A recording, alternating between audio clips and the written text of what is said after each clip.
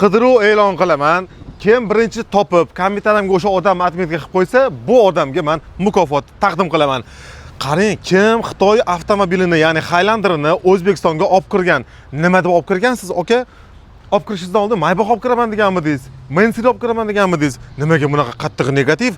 Bu negativni misolini aytaman sizga. Shaharda bir-biriga janjal, bir-biriga negativ bildirishadi-ku, bir-birini so'kib, bir-birini qisib ketadi-ku. Shaharda yurgan paytimizda bizning haydovchilar xuddi shunga o'xshagan bir negativ paydo bo'lgan. Highlander so'rashadi deyman-da.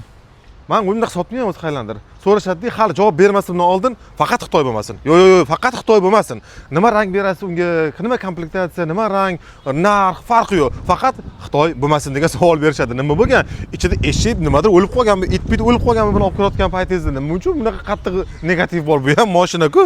U buni qanchasi, misol uchun Xitoyda ishlab chiqarilayotgan avtomobillar O'zbekistonda tiqilib, razi ko'p. Lekin Highlanderga o'rin yo'q bizda. Nima qilgansiz? Faqat to'g'risini ayting. Men ko'rib turgan bo'lsangiz.